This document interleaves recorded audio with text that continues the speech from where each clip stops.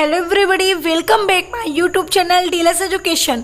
DLS education के इस online platform में आप सभी का मोस्ट वेलकम। हम बात करने वाले हैं इस वीडियो में गोल्जी ऑपरेटर्स गोल्जी काय के बारे में, जो बहुत ही इंपॉर्टेंट ऑर्गेनल्स कोशिकांग है, क्योंकि इससे रिलेटेड जो इसके फंक्शंस होते हैं, इसके कार्य होते हैं और जो इससे क्वेश्चंस बनेंगे वो कई बार एग्जाम में आते हैं। तो मैं आपको बताऊंगी इस वीडियो में पूरा एक्सप्लेनेशन के साथ। जुड़े रहिए हमारे डीएलएस एजुकेशन से। और अगर अभी तक चैनल को सब्सक्राइब नहीं किया तो जल्दी से चैनल को सब्सक्राइब करिए, बेल आइकन का बटन दबाइए ताकि आपको वीडियो का नोटिफिकेशन सबसे पहले मिले। तो स्टार्ट करते हैं कि गोल्जी बॉडी या गोल्जी काय क्या होता है। जैसा कि तो सबसे पहले हम बात करते हैं कि गोल्जी बॉडी को हम और क्या कहते हैं। तो कि गोल्जी बॉडी जो हमारा होता है उसे स्रावी कोशिकांग भी कहा जाता है। याद रखिएगा, कभी कभी पूछ लेता है एग्जाम में कि स्रावी कोशिकांग किस कोशिकांग को कहा जाता है, तो आप बता सकते हो कि गोल्जी बॉडी को। तो गोल्जी बॉडी को स्रावी कोशिकांग भी कहते हैं। चलिए आइए सबसे पहले हम बात करते हैं गोल्जी बॉडी के डिस्कवर के बारे में, क्योंकि बहुत ही इंपॉर्टेंट है इसकी डिस्कवर। ठीक है, तो गोल्जी बॉडी की खोज किसने की थी? तो गोल्जी बॉडी की खोज कैमिलो गोल्जी ने की थी।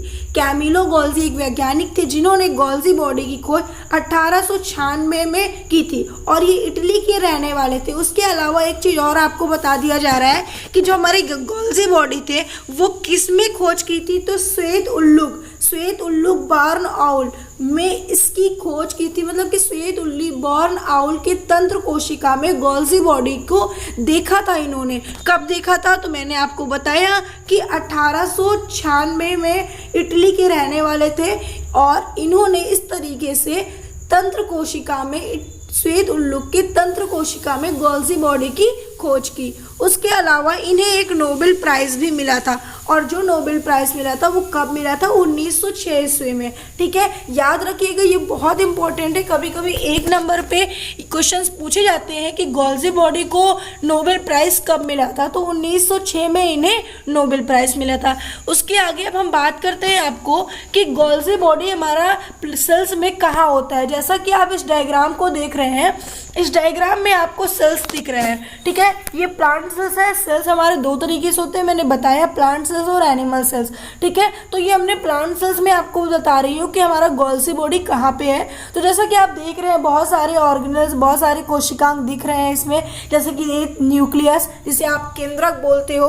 ठीक है, और मैं आपको ऑर्गेनल्स बता रही हूँ जैसे कि स्मूथ एंडोप्लाज्मिक रेटिकुलम जिसे आप अंतःपृथ्वी जालिका कहते हैं, साइटोप्लाज्म, ठीक है, rough endoplasmic reticulum, lysosome, peroxisome, nucleus, nucleoplast, इस तरीके से बहुत सारे इसमें आपको कोशिकांग दिख रहे हैं। लेकिन हम बात कर रहे हैं गोल्जी ऑपरेटर्स की। तो देख रहे हैं आप जैसे कि ये वाला जो हमारा पार्ट है इसे हम गोल्जी काय या गोल्जी ऑपरेटर्स कहते हैं। ठीक है, जो आपको बैगनी कलर का दिख रहा है वो हमारा गोल्जी काय या गोल्जी ऑपरेटर्स है। तो ये कोशिका के कोशिका द्रव में पाया जाता है। ठीक है, ओके। तो इस तरीके से हमारे सेल्स में सारे ऑर्गेनल्स बिखरे होते हैं अलग अलग जगह। हम आपको बताएंगे कि कहाँ पे हमारा गोल्जी ऑपरेटर्स होता है। तो चलिए बच्चों, इससे पहले हम बता दें आपको कि गोल्जी बॉडी कहाँ पे होता है। गोल्जी काय कोशिका के कोशिका द्रव में केंद्रक के समीप कुछ थैलीनुमा संरचना दिखाई देती है जिसे हम गोल्जी बॉडी या गोल्जी ऑपरेटर्स कहते हैं। जैसा कि आप डायग्राम पे देख रहे हैं, मैंने आपको बताया कि गोल्जी बॉडी कोशिका के कोशिका द्रव में, ठीक है, ये हमारा पूरा कोशिका है और ये कोशिका के कोशिका द्रव में, तो बच्चों जो अंदर लिक्विड पदार्थ भरा हुआ है, ठीक है, उसे आप कोशिका द्रव बोलोगे। ठीक है, तो कोशिका के कोशिका द्रव में केंद्रक के समीप, ठीक है, केंद्रक कहाँ पे है? ये हमारा केंद्रक है। ठीक है, केंद्रक के समीप कुछ एक थैलीनुमा संरचना दिखाई देगी जैसा कि आप ये देख रहे हैं। ठीक है, जिसे आप क्या बोलते हो? जिसे आप गोल्जी बॉडी बोलते हो। ठीक है, तो इस तरीके से गोल्जी बॉडी हमारा कहाँ पे होता है?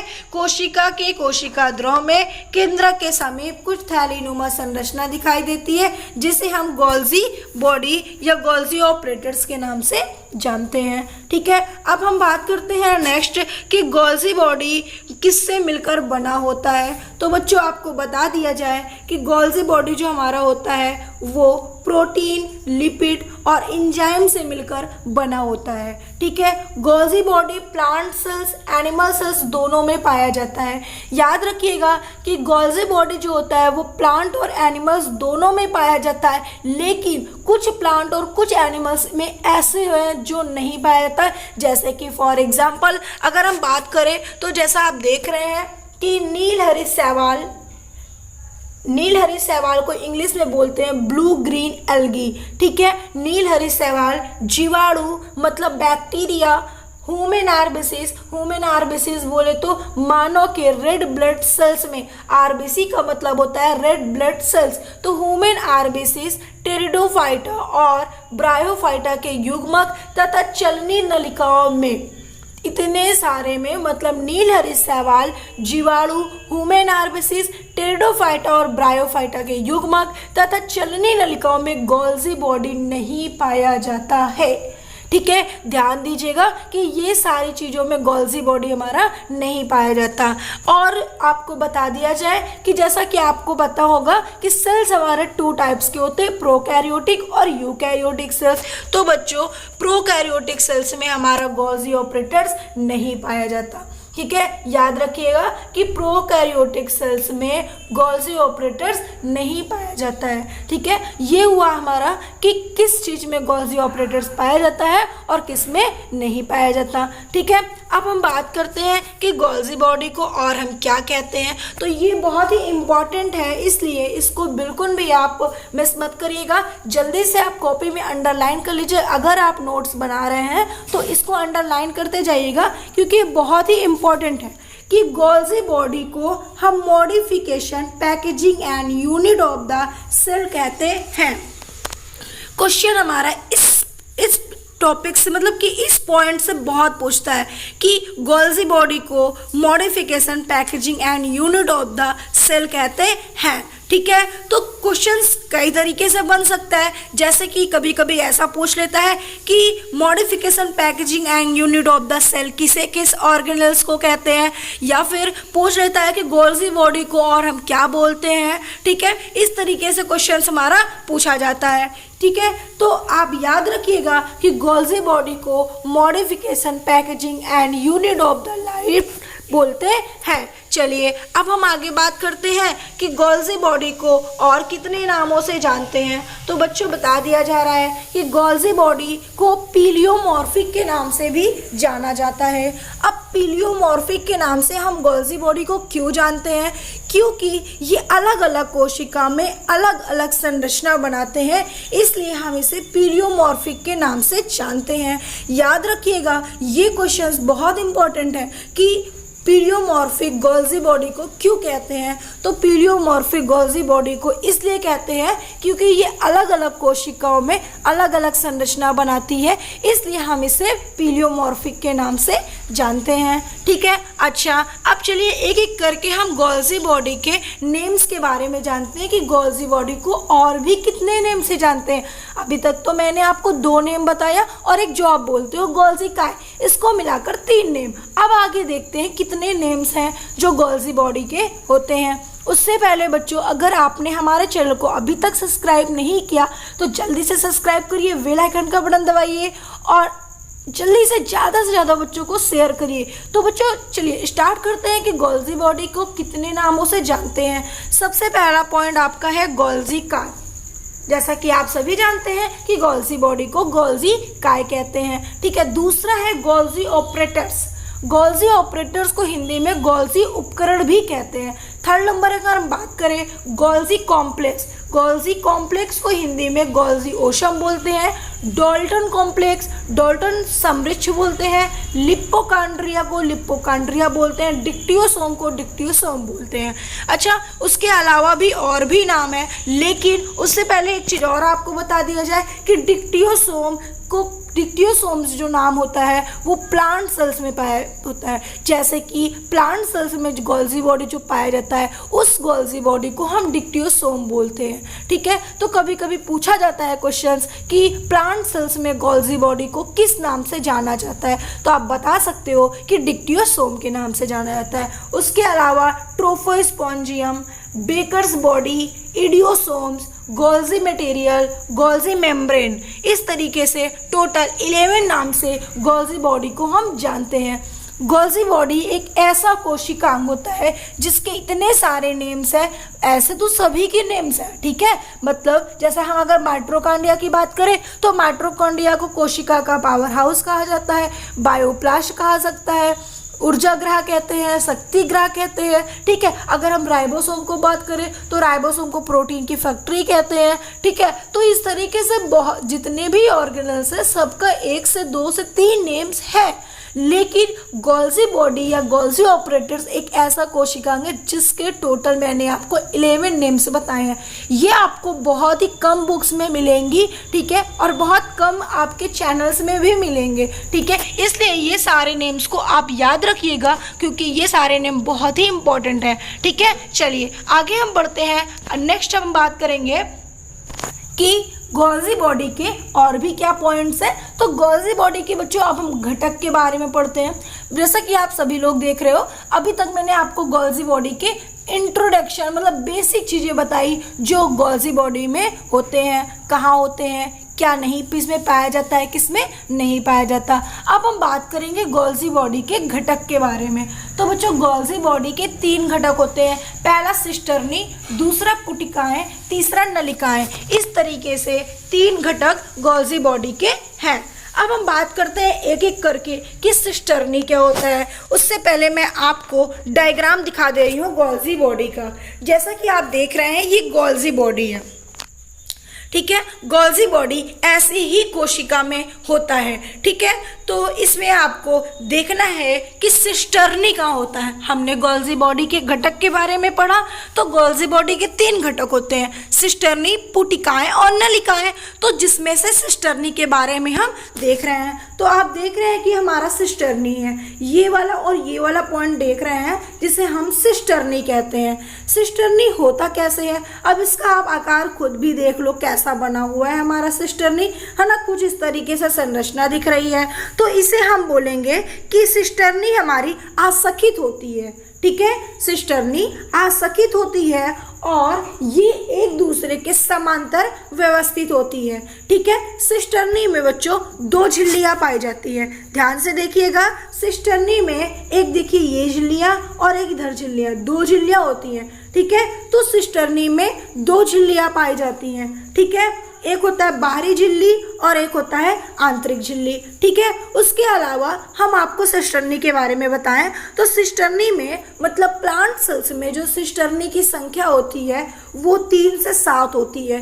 मतलब कि जैसा कि हमारे प्लांट सेल्स में जो गोल्जी बॉडी पाया जाता है, जो सिस्टर्नी पाई जाती है, उसकी संख्या 3 से 7 सिस्टर्नी होती है। और कीट में या कीड़े मकोड़े जो कीट होते हैं उसमें 30 सिस्टर्नी की 30 कन्फर्म नहीं कह सकते कि 30 होती है, 30 तक पाई जाती है, उससे अधिक भी होती है, ठीक है। तो 30 तक हमारी कीटों में सिस्टर्नी की संख्या होती है। अच्छा, अब बात करते हैं कि जो हमारा गोल्जी बॉडी में सिस्टर्नी होता है वो कैसा होता है, पारदर्शी होता है, ठीक है। ये सिस्टर्नी जो होती है ये पारदर्शी होते हैं, ठीक है। उसके अलावा सिस्टर्नी की 2 सतह होती है, ठीक है। कौन कौन सी होती है, अवतल सतह होती है और उत्तल सतह होती है। अब बात आती है कि अवतल सतह और ये उत्तल सतह कैसे, कहाँ पे क्या होती है। तो बच्चों देखिए, सिस्टर्नी की हमने आपको बताया 2 सतह होती है, एक अवतल सतह होती है और एक उत्तल सतह होती है। तो बच्चों इस अवतल सतह और उत्तल सतह को ही हम सिस भाग या ट्रांस भाग बोलते हैं, ठीक है। मतलब ये कि जो हमारा अवतल सतह होती है वो केंद्रक के झिल्ली के समीप, केंद्रक झिल्ली के समीप होती है। जैसे कि आपको ये कहा जा सकता है कि जैसे हाथ है आपका, हैंड है, तो हैंड के जो आगे साइड वाला पार्ट है जिसमें आपकी लेयर बनी होती है, मतलब जिसमें आपकी रेखाएं बनी होती है, उधर वाली साइड को आप अवतल सतह कहते हो, ठीक है। और उस सतह को हम सिस भाग कहते हैं, ठीक है, सिस भाग कहते हैं। और जो हमारी पीछे वाली हैंड के पीछे वाला पार्ट है जिसमें आपका स्किन होता है, ठीक है, उसे हम क्या बोलेंगे, ट्रांस भाग बोलेंगे, ठीक है।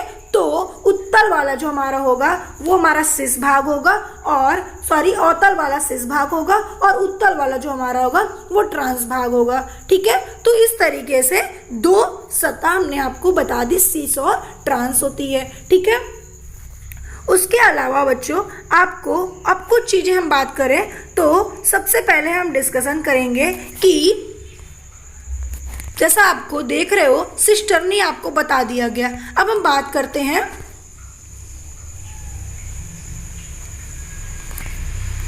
कि यार ये क्या हो रहा है कि आपने सिस्टर्नी के बारे में तो पढ़ लिया, अब हमें पढ़ना है पुटिकाएं के बारे में। ये पुटिकाएं और नलिकाएं क्या होती हैं, ठीक है, तो इसके बारे में अगर हम डिस्कशन करें तो बच्चों पुटिकाएं, देखिए पुटिकाएं हमारी कहाँ पे हैं, ये देखिए आप इस डायग्राम में आपको पुटिकाएं दिख रही है, इसमें देखिए नई पुटिकाएं का निर्माण हुआ है। ठीक है, तो ये पुटिकाएं जो हमारी होती है वो गोलाकार होती है। ठीक है, याद रखिएगा पुटिकाएं हमारी गोलाकार होती है, और हमारी नलिकाएं जो होती हैं, ठीक है, वो कैसी होती हैं, ये परिधि के होती हैं, मतलब ये परिधि के ऊपर होती हैं, और नलिकाएं जो होती है वो सिस्टर्नी से संबंधित होती हैं। उसके अलावा पुटिकाएं मैंने आपको बताया कि गोलाकार रचनाएं होती हैं, और इसके अंदर कई सारे पदार्थ भी भरे होते हैं। ठीक है, तो ये हमारे हुए से मतलब गोल्जी बॉडी के घटक के बारे में। उसके अलावा एक चीज़ और आपको बता दिया जा रहा है, जैसा कि आप देख रहे हैं सिस भाग और ट्रांस भाग, है ना। सिस और ट्रांस के बारे में मैंने आपको बताया सिस्टर्नी में कि अवतल वाली सतह को सिस भाग कहते हैं, उत्तल वाली सतह को ट्रांस भाग कहते हैं। अच्छा, तो इसको इंग्लिश में क्या बोलते हैं बच्चों, कि जो हमारी अवतल वाली सतह होती है उसे मैच्योरिंग फेज भी कहते हैं, ट्रांस या मैच्योरिंग फेज कभी कभी पूछा जाता है, इसलिए मैं आपको इंग्लिश भी बता दे रही हूँ कि इसको हम मैच्योरिंग फेज के भी नाम से जानते हैं। ठीक है, याद रखिएगा कि सिस भाग को मैच्योरिंग फेज भी कहा जाता है। ठीक है, और ट्रांस भाग को फॉर्मिंग फेज के नाम से जानता है। ठीक है, याद रखिएगा कि ट्रांस भाग को फॉर्मिंग फेज के नाम से हम जानेंगे। ठीक है, तो ये आपके इम्पॉर्टेंट घटक के बारे में हुए जो बहुत ही इम्पॉर्टेंट है। उसके अलावा एक चीज़ और आपको और बता दिया जा रहा है कि इंडोप्लाज्मिक रेटिकुलम, इंडोप्लाज्मिक रेटिकुलम को बोलते हैं अंतःप्रद्वी जालिका। आपने पहले पढ़ा था, मैंने आपको बताया था इंडोप्लाज्मिक रेटिकुलम के बारे में। तो बच्चों जो इंडोप्लाज्मिक रेटिकुलम में जो पुटिकाएं निर्मित होती हैं, जो निर्मित पदार्थ होती हैं, वो सिस की सहायता से, ठीक है, किसकी सहायता से, सिस की सहायता से, ध्यान समझिएगा। इंडोप्लाज्मिक रेटिकुलम में जो पुटिकाएं निर्मित पदार्थ हैं वो सिस की सहायता से इंडोप्लाज्मिक रेटिकुलम में प्रवेश करती हैं, और इन पदार्थों का रूपांतरण होता है और रासायनिक रूपांतरण होता है, फिर पुटिकाएं इनको कोशिकाओं के बाहर कर देती हैं। ठीक है, और तो ये हमारे इम्पॉर्टेंट चीज़ें थी जो मैंने आपको बताया। ठीक है, तो इसलिए आप बिल्कुल भी इस वीडियो को मिस मत करिएगा क्योंकि बहुत ही इम्पॉर्टेंट है। उसके अलावा अब हम बात करते हैं कि इसके फंक्शन क्या होते हैं। ठीक है, तो बच्चों गोल्जी बॉडी के फंक्शन मोस्ट इम्पॉर्टेंट है, जैसा कि आप देख रहे हैं कि पहला है स्राव करना, दूसरा है लाइसोसोम का निर्माण करना, तीसरा प्रोटीन की छटाई करना, पॉलीसैकेराइड का संश्लेषण करना, और एक्रोसोम का निर्माण करना, प्रोटीन यातायात करना। ठीक है, इस तरीके से गोल्जी बॉडी के 6 फंक्शंस हैं, मैंने आपको बता दिए हैं। अब बात करते हैं कि मैम ये स्राव करने का क्या मतलब है गोल्जी बॉडी में। फंक्शन तो क्लियर हो गया, ठीक है, लेकिन इसमें का क्या मतलब हुआ, स्राव करने का क्या मतलब हुआ। ठीक है, तो ये अगर हम बात करें तो बच्चों देखिए गोल्जी बॉडी में स्राव करना मतलब ये कि गोल्जी तंत्र अपने सिस भाग से, अभी मैंने आपको बताया इससे पहले कि सिस भाग क्या है ना, सिस भाग मतलब मैच्योरिंग फेज, सिस भाग के माध्यम से ये इंडोप्लाज्मिक रेटिकुलम, ठीक है, इंडोप्लाज्मिक रेटिकुलम से विभिन्न पदार्थ प्राप्त करते हैं और इन पदार्थों को रासायनिक रूप से एंजाइम में ग्लाइकोसल ट्रांसफेज के द्वारा संशोधित कर लेते हैं, जिसे प्रोटीन और लिपिड को ग्लाइकोसिलेशन कहते हैं। ठीक है, जैसे कि आपको थोड़ा सा कम समझ में आया होगा, मैं आपको बता दे रही हूँ एक एक चीजें। मेरा मतलब ये है बच्चों कि जो हमारा स्राव करना है, एक्सक्रीशन करना है, वो गोल्जी बॉडी में जो सिस भाग होता है, तो सिस के माध्यम से इंडोप्लाज्मिक रेटिकुलम से विभिन्न पदार्थ वो प्राप्त होता है, और इन जो पदार्थ प्राप्त होता है उसे रासायनिक रूप से एंजाइम को ग्लाइकोसिल या ट्रांसफेज द्वारा संशोधित कर दिया जाता है, जिसे प्रोटीन और लिपिड को, जिस प्रोटीन और लिपिड की बात कर रहे हैं। ठीक है, तो प्रोटीन और लिपिड को ग्लाइकोसिलेशन हम कहते हैं। ठीक है, जो हमारा प्राप्त होता है, संशोधित होता है, उसे प्रोटीन लिपिड का ग्लाइकोसिलेशन कहते हैं। दूसरा अगर हम बात करें बच्चों कि आपने देखा, दूसरा हमने बताया आपको कि लाइसोसोम का निर्माण करना, तो गोल्जी बॉडी लाइसोसोम का निर्माण करता है। ठीक है, गोल्जी बॉडी लाइसोसोम का निर्माण करता है, और लाइसोसोम तो एक प्रकार का कोशिकांग होता है। ठीक है, थर्ड नंबर प्रोटीन की छटाई करना।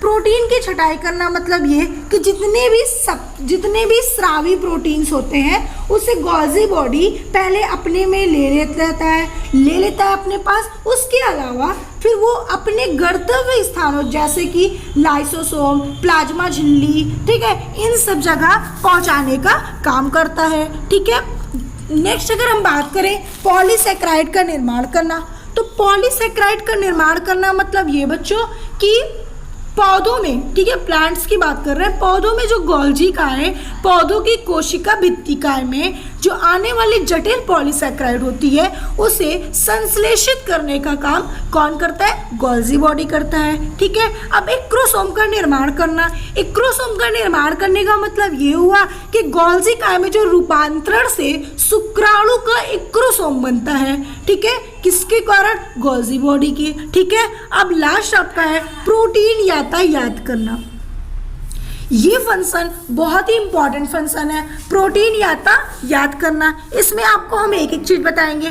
देखिए, प्रोटीन यातायात करने में क्या कि गोल्जी बॉडी जो विभिन्न प्रकार के प्रोटीन या अन्य अणुओं को पुटिकाओं के माध्यम से आवश्यक स्थानों तक पहुंचाते हैं, इसलिए इसको कोशिका के अणुओं का यातायात का निर्देशक।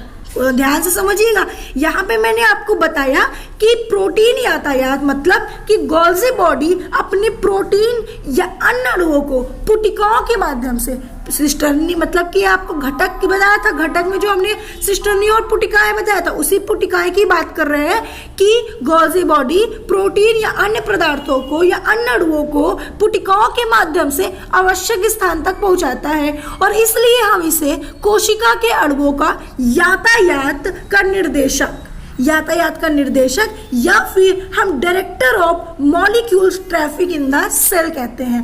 ठीक है, मतलब बच्चों ये कि गोल्जी बॉडी प्रोटीन या अन्य पदार्थों को अन्य स्थानों तक पहुंचाने का कार्य करता है, इसलिए इसे director of molecules traffic in the cell कहते हैं।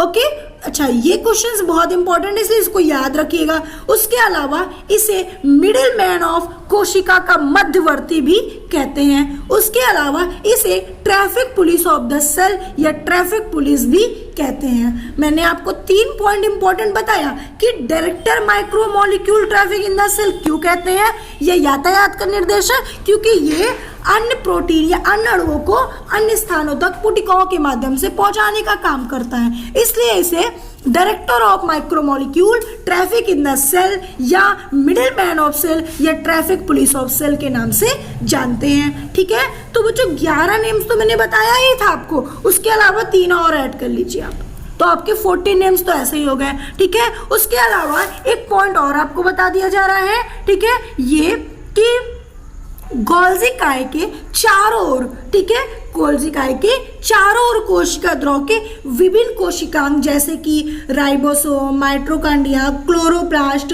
आदि अनुपस्थित होते हैं। ये सारे गोल्जी बॉडी के चारों ओर नहीं पाए जाते हैं, तो इस बहिष्करण का क्षेत्र कहते हैं। ठीक है, मतलब कि मैंने आपको जो ऑर्गेनेल्स बताया कि राइबोसोम, माइटोकॉन्ड्रिया, क्लोरोप्लास्ट, ये सारे इसके चारों ओर, ठीक है, नहीं पाए जाते कोशिका द्रव के, इसलिए इसे बहिष्करण का क्षेत्र या जोन ऑफ एक्सक्लूशन के नाम से भी जानते हैं। तो ये आपका हुआ बच्चों गोल्जी बॉडी के फंक्शन के बारे में। तो मैंने आपको गोल्जी बॉडी के पूरे एक एक पॉइंट्स बताए जो आपके लिए बहुत ही इंपॉर्टेंट है। तो बच्चों अगर आपने हमारे चैनल को अभी तक सब्सक्राइब नहीं किया तो जल्दी से आप हमारे चैनल को सब्सक्राइब करिए, लाइक करिए और वीडियो को शेयर करना बिल्कुल भी मत भूलिए। ओके बच्चों, थैंक यू।